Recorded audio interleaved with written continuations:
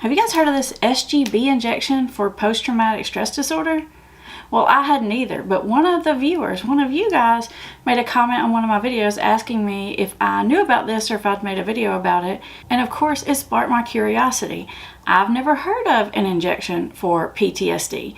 So I've done a little research and I want to tell you all about it because it's pretty cool and exciting new treatment out there.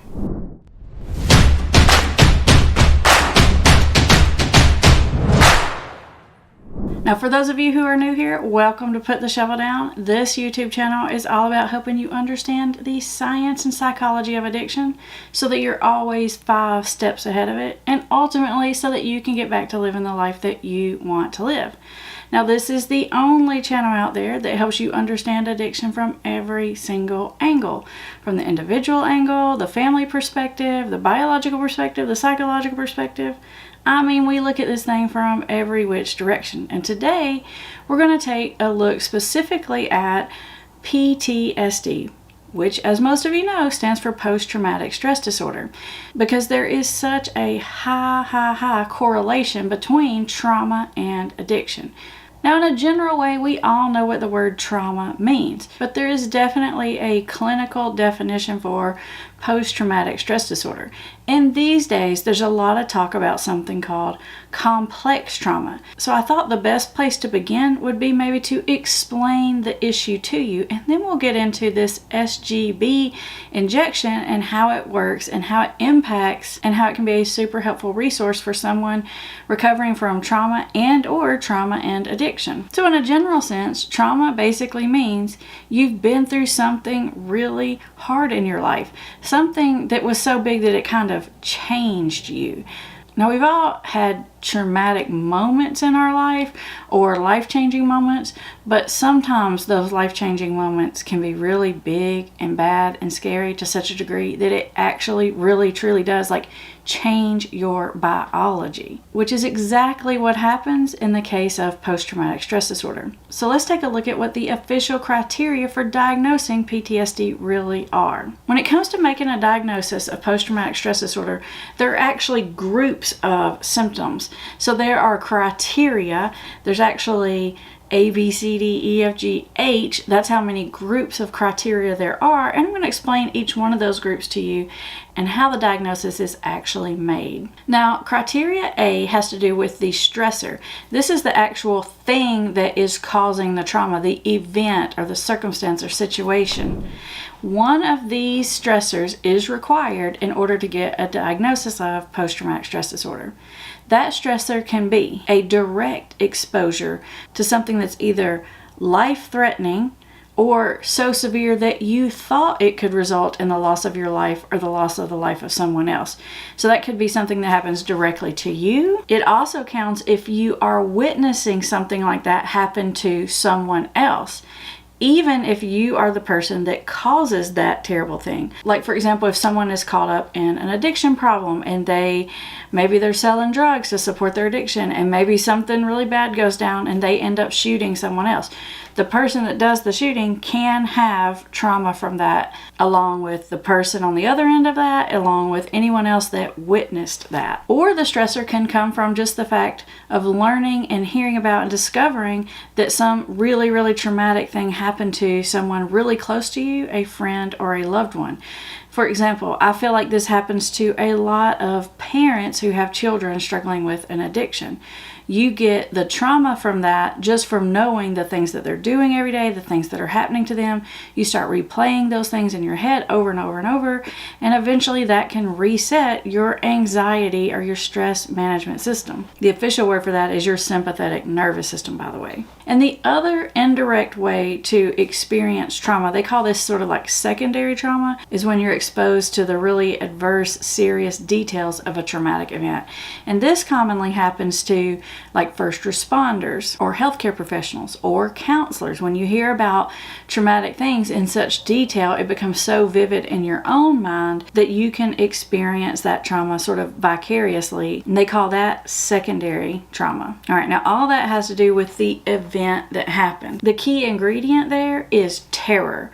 If you've experienced something that causes terror, like a murder or a rape or a natural disaster or a bank robbery or an assault. Now let's move on to criteria B. Criteria B is all about unwanted memories. And you have to have at least one of these is required to get a diagnosis of post-traumatic stress disorder. It can be intrusive, upsetting, unwanted memories. It can be flashbacks. It can be nightmares. And this also includes emotional distress after being exposed to a trigger or something that reminds you of the bad memory. And it includes physical reaction. Not only does the emotional response count, but the physical response counts after being exposed to some sort of external trigger or something that reminds you of the bad experience. So emotional and physical triggers would be, your thoughts start racing. You start getting panicky, and that makes your heart race and your breathing change. That's what I mean when I say emotional and physical response to external triggers. Now, criteria C is all about avoidance, and you have to have at least one of these symptoms in order to get the diagnosis of post-traumatic stress disorder as well.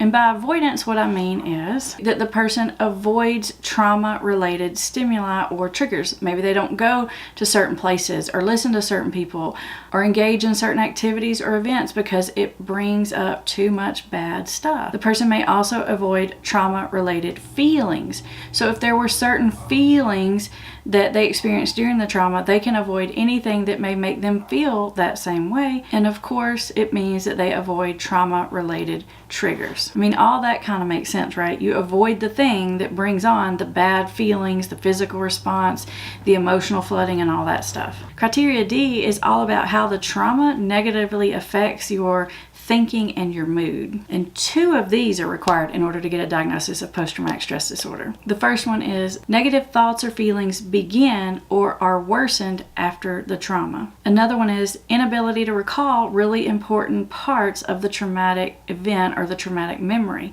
A lot of times people feel like, why can't I remember that? And sometimes it's because you get in such an extreme stress response during trauma that you're almost sort of blacked out, or your memory blocks it out as a way of protecting you. You may develop overly negative thoughts about yourself and about the world in general. You may become very pessimistic or always think that others have bad intentions or that bad things are going to happen. You may have an exaggerated sense of blame of yourself for things that happened or for other people for what happened. In general, you may have a negative affect. You have decreased interest in activities or hobbies or things that you used to experience joy from.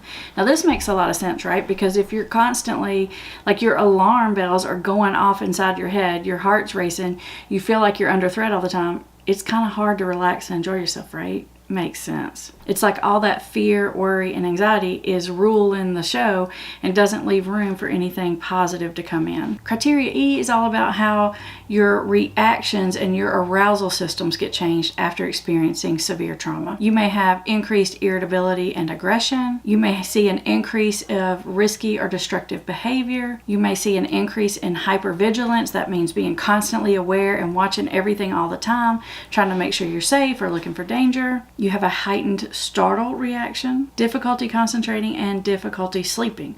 All of these symptoms mean that you're staying on high alert all the time. It's like your alarm system has been busted. In fact, it's been hit with a sledgehammer and now it's just in a constant alarm state. Criterion F has to do with how long these symptoms have been going on, and this is required. There's only one of these, and it has to be there in order for a diagnosis of PTSD to occur, and that duration is more than 1 month. Sometimes after a really bad, scary event, you may have symptoms like this that last for a few weeks, but then ultimately go away. When that happens, we call it acute stress disorder. But if those symptoms persist, that's when it turns into full-on post-traumatic stress disorder. Criteria G, which is also another required symptom in order to meet the diagnostic criteria of PTSD, is these symptoms create a lot of distress in the person and or functional impairment in their life, like their hobbies, interests, activities, work, relationships, that sort of thing. Meaning all these symptoms are causing big problems for the person. And criterion H has to do with what they call exclusion, meaning these symptoms, all the things we just talked about, are not coming from a drug, a medication or some other kind of illness. For example, like when someone is using methamphetamines, they can get really paranoid and anxious and out there, and it may look like they're having symptoms of PTSD, but those symptoms are really being triggered by the substance or illness itself. So if the symptoms are coming from something like that, then it's not PTSD, it's something else. So now that you've heard all that, I know it may feel a little bit complicated, but it's really not. Basically, it's a really bad, terrifying, horrible thing that either happened to you or someone you know, you watched it happen, or you heard about it in such great detail that it messes up your natural biological alarm system, and it doesn't seem to want to fix back. It's like it changed you. Okay, so now let's talk about what this SGB injection really is. Now, SGB stands for Stellar Ganglion Block. I hope I'm saying that right. Basically, they're a bundle of nerves that's kind of located in the neck region, which are associated with the sympathetic nervous system. And these nerves can become really overactivated in response to trauma. So when I say trauma is like taking a sledgehammer to your alarm system, really, that's kind of what happens. It sets this part of your brain on overdrive, and it's constantly producing these sympathetic nervous system type traits like hypervigilance and memories and irritability and looking for negative things and can't experience joy. Well, the SGB injection is actually an injection that is put right into these nerves. Now, this injection is done with the help of x-rays and or ultrasounds to make sure it gets in the exact right place. And basically, it's kind of a block on these nerves. So it prevents it from getting into that hyper overdrive, overactivated kind of state, which prevents it from triggering all these symptoms to be happening. That seems pretty smart, right? It kind of makes logical sense, right? It goes in and it blocks the alarm system signal from being so easily alerted. It's kind of like a reboot of the sympathetic nervous system. Now, this has to be performed by doctors, of course, and I'm not 100% sure exactly where you can get this, but I did find that there is one place, I believe it's in Miami, called the PTSD group. Kind of easy to remember, right? Well, there's a group of physicians there that are helping people with trauma using the SGB injection. And from what I can tell and reviews I've listened to, this is a game changer. This can help someone get back to living the life that they want to live. Because so often when people have these trauma-related symptoms, they fall into drug and alcohol use as a way to medicate the problem, which, as you know, if you watch this channel, only ever makes things 10 times worse. Now, in other videos, I've talked to you about how even if addiction is triggered by some other kind of mental health problem, once it is an addiction, the addiction itself has to be treated. Let's say, for example, you feel like you developed an addiction because you have trauma, like all these things we just talked about. You could probably go and get this SGB injection, which may help a super ton with the trauma symptoms, but if you've already developed an addiction, it doesn't necessarily mean that that addiction will go away. However, if you were getting treatment for addiction and you got a treatment like this for the trauma, now that to me sounds like a good combo that could really set someone in the right direction. So what do you guys think about this? And if you are someone who's had this done or someone from the PTSD group, we would love to interview you on this channel and hear more about your own personal experience with it. From what I can tell from my research, this seems like a pretty effective, good way to treat trauma. Now, speaking of really cool, interesting new ways to treat things, up next, I want you to watch this video about some cool, new, interesting ways to treat addiction, specifically the detox or getting people off of drugs part of the recovery process. And I'm going to put that video up for you next. All you have to do is click it.